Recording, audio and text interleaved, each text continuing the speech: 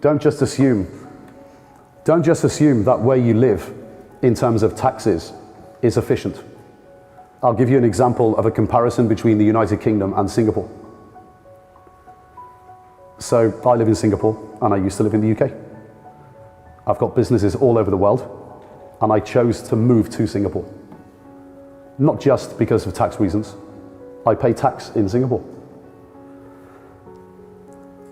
I could have set up somewhere where there's zero tax. There's plenty of countries that offer zero tax.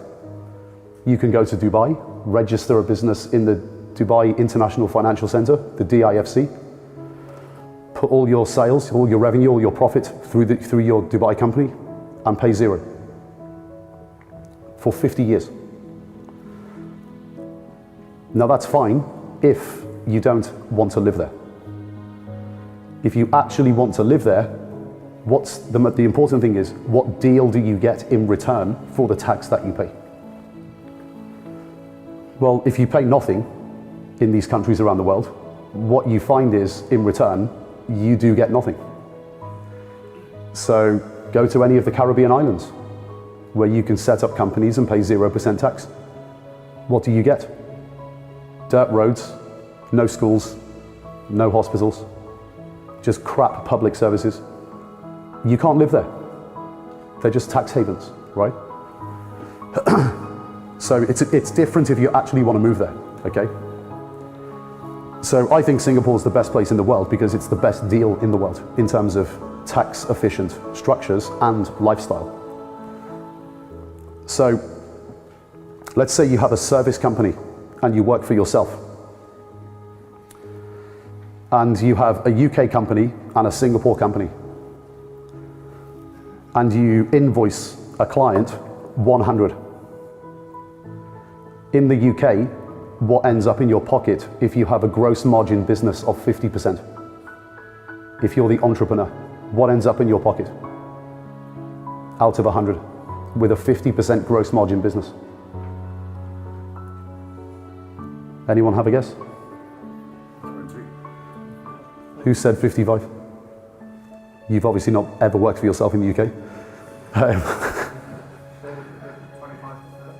Who's self-employed in the UK? What do you think you get? 40? No, nowhere near. Try 12.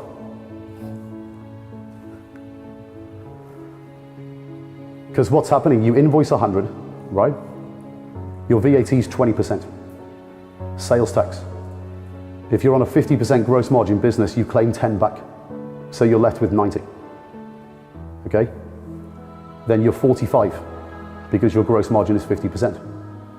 Then you pay your corporation tax 20. So what are you left with? 36. You leave 10% in the business. You can't take out all that 36.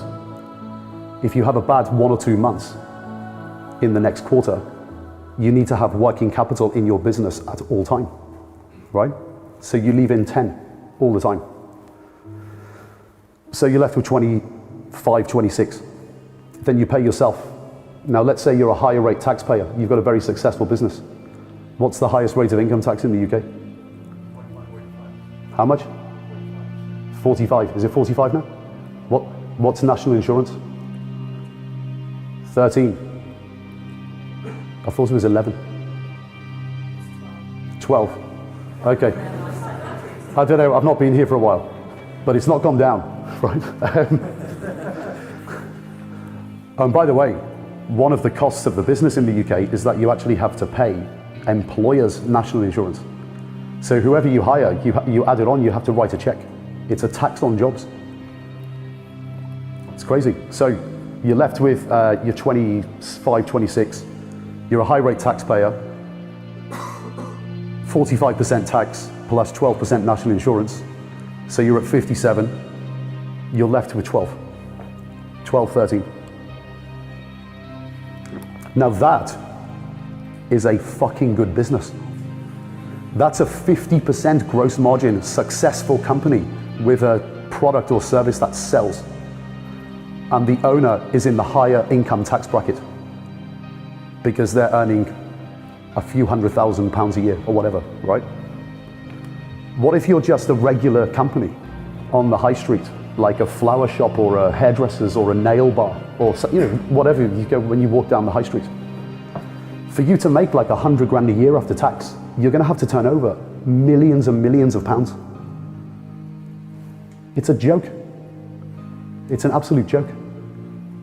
So let's have a look at the other option, Singapore. You take exactly the same company and just put all the revenue and profit through Singapore. What do you keep in Singapore out of 100? What do you reckon? It's a 50% gross margin business, right? So it has to be lower than 50. Right? What do you think it is? It's low 40s. So essentially what's happening is if you run exactly the same company through Singapore versus the UK, 40 years of work in the UK is equivalent to 10 years work in Singapore. So you can have 4 careers in Singapore, and that equals 1 career in the UK.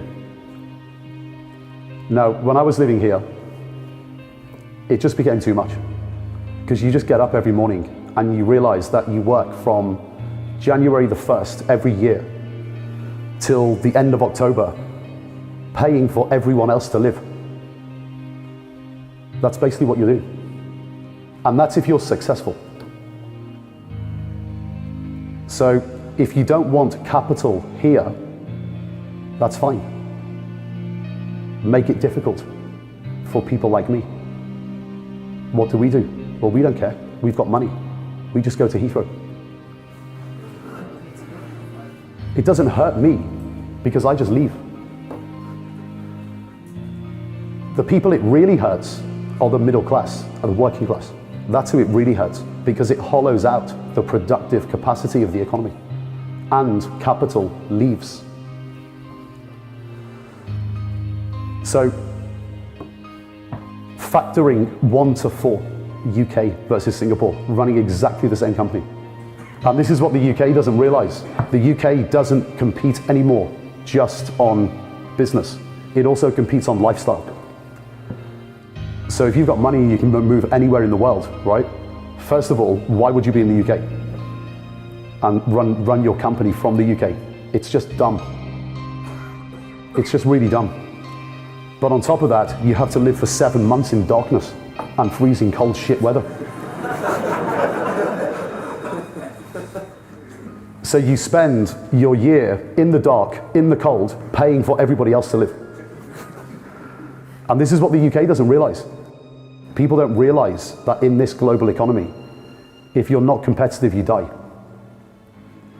And the UK is not just uncompetitive on taxes and attracting capital into the country and attracting entrepreneurs. It used to be, but it's not any longer. It doesn't compete on lifestyle. It's a crap place to live if you've got money. And there's nothing you can do about it. For example, like if you live the best lifestyle, say in West London, right? And you're a billionaire. And you come downstairs and you get in your roller and you've got your driver. Well, unless you've got wings, you're not avoiding the traffic. Like there's certain thing, and the weather, there's no amount of money that can buy you out of that crap, right? You're still gonna have to experience what everybody else experiences. But there's so many places in the world, and Singapore is just one of them, where if you've got the capital and you want the lifestyle, the UK can't compete with it. That's why there's so much money there. Does anyone know what the balance sheet of Singapore is as a country? Like the assets that the government holds. $1 trillion of assets. And the population's 5.5 million. They produce nothing. They have no agriculture. They have no commodities. They produce nothing.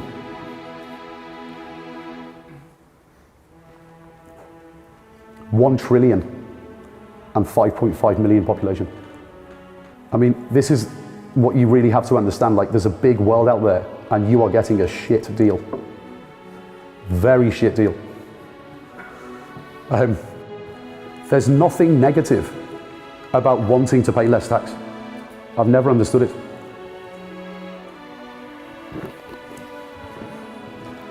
There's nothing moral about, and it's called effective tax rates, okay? Where you add up all taxes and say, what do I really pay? What actually goes into my pocket? When you have an effective tax rate for an entrepreneur that runs a successful 50% gross margin business of 88%, capital is going to leave your country.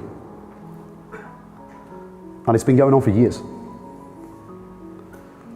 It's just going to go somewhere else where capital gets a better return. And the rich don't suffer. The rich just move.